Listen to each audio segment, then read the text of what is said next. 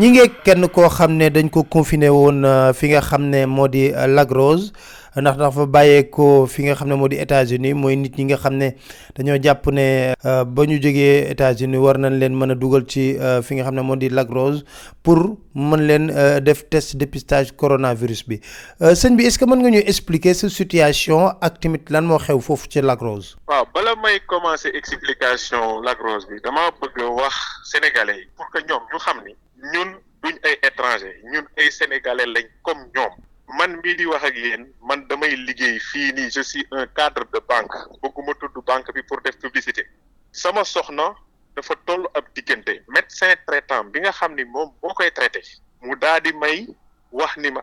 comme am nga possibilité mu dem bitim réew bu ma sañoon nga yóbbu ko ndax li nekk ci moom pour ñu def ko fii nii nga jéem a yóbbu sa bitim réew sa soxna ma daal di boole li ma neex ak li ma naqari ak li ma mën ak li ma mënul bi ma demee moom dafa dem une semaine après ci la ko yàlla may doom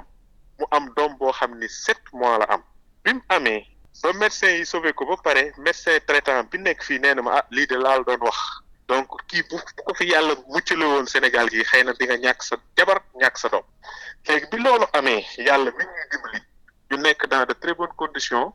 ba bébé bi am 1 mois man ma daal di jógee Sénégal ni damay dem pour jëli sama soxna pour ànd ak moom ñibbisi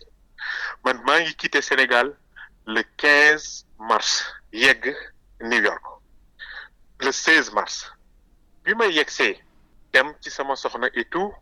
après ma toog quelques jours daal di gis ni Sénégal kat tëj na ay frontières am ak France après 2 jours après ñu ni tëj nañ sax seen ay vol yépp bi loolu amee man ci sama bopp comme damay liggéey fii nii te bëgguma am jafe-jafe ci sama wàllu liggéey je me suis dit que ni naa jéem a def tout pour ñibbisi Sénégal pour ma ñibbisi il a fallu que ma woo Delta parce que Delta laa voyagé woon bi ma demee ci ñoom wax leen pour ne leen sama billet comme le 28 laa waroon a ñibbisi dama ko bëgg a def le 21 ñu ni ma mën na nekk mais da ngay fay benn pénalité pour sama billet ak sama jabar ak sama bébé j'ai payé 1,4 million francs de pénalité pour mën a ñëw le 21 le 21 bi ñu ñëwee enregistré nañu suñu ay bagages bañ dugg ci biir bay xaar avion bi pour mu dem à notre grande surprise ñu jekki-jekki ni ñu vol bi kat finalement day dem Sénégal mais dootu yóbbu passager donc passager yépp dañ leen di wàccewaat joxaat leen seen ay bagages bi mu demee noonu ñun 70 personnes jotoon nañu enregistré ñu génn ñu joxaat ñu suñu ay bagages vol bi daal di continuer ñëw Sénégal parce que moom dafa waroon a ñëw jël si américains yi fi nekk pour yóbbu leen Amérique ñun sénégalais yi nekk New York suñu ay autorités wax nañ ñu wàcce sur place bàyyi ñu foofu noonu ak des conditions difficiles pour que ñoom ñu ñëw jël si ay doomi américains pour indi leen Amérique loolu njëkk a nekk lu ñu metti bi loolu amee ñu toog di góorgóorlu di wutaat billet ba ñëw le 22 ba ñëw fii ba amaat beneen vol ci altine ji ci topp ci samedi ji biñ ñëwee dama ñëw ndax ëndaale wu ma sama soxna ndaxte biñ ñëwee ba sur place sama bébé bi moom nationalité américain rek la am dem naa ci consul bi ñetti yoon pour déclarer ko pour mu mën a am papier sénégalais mais consul bi daf ni ma actuellement enregistrement yeeg déclaration yi dañ ko mettre en stand-by ndax coronavirus bi donc man loolu moo tax déclaré wu ma sama doom léegi bi loolu amee biñ ñëwee ba aéroport ñu joxe suñu ay passeport ñu ne yéen ñaar mën ngeen a dem mais bébé bi kat comme passeport américain la am Amérique dafa wax lu leer doomu américain bu mu jógee actuellement Amérique di ñëw Sénégal parce que Sénégal dafa tëj ay territoire léegi nag su fekkee ni mën ngeen a wut une autorisation exceptionnelle auprès des autorités compétentes mooy consul bi ngeen dem wuti ko su fekkee ni nag mënu leen ko wut xamal leen ni bébé bi moom du dugg ci avion bi dem bon heureusement pour nous consul bi mi ngi woon sur place ñu dem ci moom rapproché ko li ma njëkk a waxal consul bi dama ni ko comme man je suis venu 4 heures avant j'ai largement le temps de repartir à New York pour dem ci sa consul bi ñu defal ma sauf-conduit pour que man ma jox ko sama bébé pour que mu mën a voyager consul bi ni ma jaru ko yow da nga bëgg a dem rek toogal man dinaa régler pour sa doom dem ak sa jabar ma ne ko man de loolu rek laa bëgg. bi ma demee ñu toog ma koy relance di ko relance mu naa ma maa ngi ci bi mu demee ba mu des 1 heure de temps mu ni ma naa ko maye 30 minutes su ma ko mayee 30 minutes su doxul nag ma xam ni boobu bi du mën a dem ma ne ko non sëñ bi yow waroo ma wax lii parce que yow yi da nga fi nekkal xam nga man wax naa la proposition yow nga ni ma dinaa dem mais kon bul ma fi wax naa mu ñu bàyyi fi bébé ak yooyu noonu man mun moo tukki sa sans sama bébé léegi bi mu demee noonu ba mu des 30 minutes gars yi def seen dernier check-in ni ma bu fekkee da nga bëgg a dem yow nga dem mais bébé bi moom ak yaayam ak bébé bi moom mënul dem heureusement pour moi parce que sama ngor may ma woon ma bàyyi foofu sama soxna ak bébé un bébé de 1 mois bi sama soxna ni ma comme dañoo bàyyi ay doom yu ndaw Sénégal yoo xam ne ni kenn ki 3 ans la am keneen ki 7 ans la am donc yow demal nga nekk suñ côté njaboot googu noonu léegi man ma des fii ak yàlla ak suñu bébé leer na yàlla ni su fekkoon defuma proposition boobu noonu man du ma dem parce que sama ngor mayu ma woon pour may def loolu donc bi mu demee waxee loolu ma daal di def tikin daal di dugg ci vol bi man pour ñëw bàyyi fa sama soxna déjà bi ñuy dugg ci vol bi ñun kenn jox ñu benn information waxuñu ñu sax su ngeen ñëwee Sénégal dañ leen di teg en quarantaine ce que je trouve déplorable parce que man pour man nit ki war nga ko jox choix mu xam li muy fekki lan la mais ils ne nous ont pas laissé ce choix là dañu ñëw biñ ñëwee ba aéroport ñu ngi wàcc à 6h45 du matin ils nous ont retenu sur le vol ba 8h parce que ñi nga xam ne ñoo waroon a ñëw au niveau de l'aéroport pour jël suñu température disponible gu ñu woon donc ñu xaar ci vol bi on a fait 7 heures de vol tegaat ci toog ci vol avion bi 2 heures de temps donc pour mën a wàcc pour ñu jël suñu température bi ñu ñëwee di jël suñu température ci leen di ñëw léegi kat amul benn problème léegi yéen dañ leen di yóbbu Lac Rose en quarantaine pour 14 jours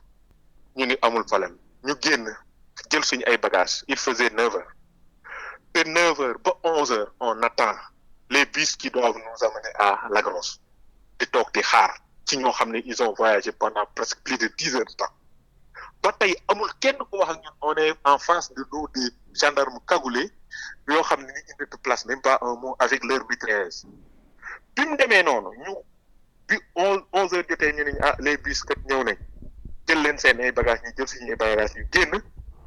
gendarmes yi ak policiers yi ñu escorté ñu jaar ak ñun au niveau de Kër Massar ci biir marché bi donc on est venu bus bi yi ñu jël sax jëluñu autoroute à péage bi parce que il n'était pas préparé pour faire fay péage bi ñu jaarale ñu ci nit ñu sonn voyager pendant 10 heures de temps nga jëlee leen aéroport ba Lac Rose ñu ngi fi yegg si à 13 heures li gën a métti bi ñu yegsee l'hôtel bi ñuy dugal sax ñoom ils n'étaient même pas au courant que nit ñi ñu ngi ñëw donc eux ils n'étaient pas préparés ñu daal di ni léegi kat comme demee na nii léegi yéen da ngeen di xaar ci bus bi pour que ñu wax ak waa hôtel bi gendarme yi policiers yi ñoom dugg ci biir di wax ak ñoom on est resté de 13 heures jusqu'à 15 heures ci bus bi am na ay étudiantes yu jigéen yoo xam ne dañu nekkoon ci bus bi bëgg a dem tuur ndox mais dañu sax dem ba nekk benn instant mënatuñoo mun dañuy wax ni buñ leen bàyyiwul ñu génn tuur ndox dañuy tuur ndox ci biir hôtel kii bi ci lañ nag ñun ñëpp jéngu wax ak gendarme yi pour que ñu autoriser leen pour que ñu wàcc dem ci kër yi nekk aux alentours pour mën a dem tuur ndox biñ ñëwee ñu dugg ci hôtel bi à 15 heures ñu indil suñu ay añ ay 16 heures après 16 heures biñ añee ba pare ñu daal di ñu dañ leen di defal ay tests ce qui est pour moi légitime ñu def suñu ay tests ci suba ga ils ont envoyé un certain Gningue koo xam ne ministère de un docteur Gningue boo xam ne ministère de la santé la il est venu il commence par dire ñoo ngi jégalu parce que xam nañ ni y a beaucoup de couacs pendant votre arrivée ici léegi nag comme yéen vous êtes les cobayes c'est ce terme-là qu'il a utilisé donc ñun on veut regarder xool ak yéen pour corriger pour que ñeneen ñi ñëw ëllëg ci biir bi affaire bi demee noonu ñu ni ko non on est amul problème mais ñun on est nombreux ku nekk ci ñun wax ay doléances mu jël lépp ni lim mën a régler ministère de la santé mën a régler dina ko régler ñi nga xam ne moom mënu ko régler dina ko jox soit ministère des affaires étrangères wala yeneen autorités compétentes yi pour que ñoom ñu yegg mais yow jàpp leen ni yéen li ngeen wax lépp seen ay doléances di ngeen ci am li saafara boobu ba tey ci lañ gëj a gis autorité bu ñëw pour wax ak ñoom à part médecin yi fi ñëwaat jox ñu résultat yi mooy test yu njëkk ya daal di jël 5 cas yi nga xam ni dañoo amoon ay test positif ñu yóbbu leen ci guddi gi ci hôpital yi ñun ñu bàyyi ñu fi biñ ñu fi bàyyee boobu ba tey ñuy nekk dans des conditions inhumaines man sama néeg bi ma nekk maa ngi fa 14 jours kenn musul bale néeg bi man maa ngi gis pënd bi ak poussière bi dem ma déranger moom moo yëg sama benn serviette bu ma amoon ma tooyal ko di fobeere di ko baleel sama bopp. Les draps n'en parlons pas comme jamono ji dafa xawoon a sedd donc dañu obligé man damay obligé di fay climatiseur bi su ma fayee climatiseur bi yooyu di ma xaw a rey donc dama mujj woo sama benn frère ni ko na ma jëndal Yotox indil ma ko bi mu indee Yotox bi il faut que ma pompe ko pour mën a tëdd depuis 14 jours fi nga nekk fa lañ lay fekk fëgg la jox la sa añ fa lañ lay fëgg jox la sa reer fa lañ lay fëgg jox la sa ndékki mais man jàpp naa ni boo génnee sax pour dox ay policiers ñooy génn ni la vous n'avez pas le droit yow da ngaa war a delluwaat sa dëkk ñu ne leen yéen conditions yi ngeen ñuy teg nii xaw ma ñu ku leen ko wax mais nit même boo ko confiné sax war na mën a génn benn minute pour xool parce que nit mënta nekk ci am nekk pendant 14 jours 24/24 7/7 avec des conditions yoo xam ne nii les conditions d'hygiène noo rëkk léegi nag bi loolu lépp amee ñu boole lu ñu neex ak lu ñu naqari lépp di muñ ñu ni ñu 12e jour bi dinañ ñëwaat defaat leen beneen test ñu laaj leen ni mais bu test boobu noonu bu fekkee ni dafa am ay cas positif nan lay demee ñu ni non dans tous les cas yéen day fekk ngeen am seen 14 jours ñi ci am ñi négatif ñëpp dañ leen di bàyyi ñu ñëppi ñu ni amul benn problème ñu defaat suñuy test ñu ngi ko def dimanche biñ ko defee dimanche talaata ci guddi ñu ñëw fi jël ñeenti nit nee nañ ñooñu da leen a dal ñun le lendemain ñu yaakaar ne dañuy ñibbi ñu daal di ñuy woo ni ñu waa ministère de la santé lañ donc ñun comme yéen ci biir seen biir am nañ 4 cas encore yoo xam ni dafa positif dañ leen di téyewaat encore pour 14 jours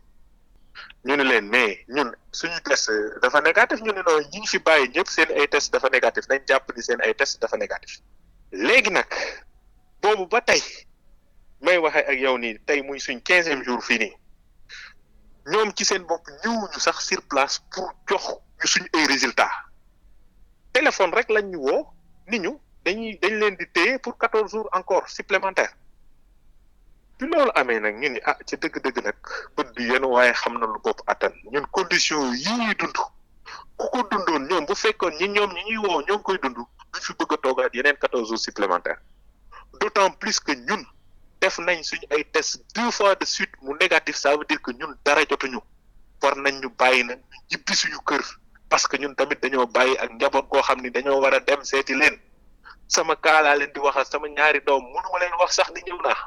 parce que ki ci gën a ndaw su yëgee ni maa ngi fi du tëddati danaa sama papa rek laay dem ma boole lu ma neex ak lu ma naqari muñ def sama test 2 fois négatif toog 14 jours de confinement à ma grande surprise on m'appelle pour me dire que y a 4 cas positifs maintenant dañ leen fi téyewaat pour 14 jours supplémentaires maintenant moi je les ai dit mais tiens si aujourd'hui ñu toogaat fi yeneen 14 jours supplémentaires am ci ñun kenn ku fi positif kon ça veut dire que dañ ngeen ñu reconduire encore yeneen 14 jours ñu ni ma waaw man leen kon xanaa ñun fii la ñu toog ba at bi jeex affaire bi demee noonu léegi nag comme on s'est dit que ni non parce que ñun suñu problème bi ñu am yëpp lenn la amul sax nit kuy ñëw di wax ak ñun médecin sax ñëw ko fi ba tey jox ñu suñu ay résultats ay nit nag soo leen jëlee abandonné leen dinaa même pas le courage di leen woo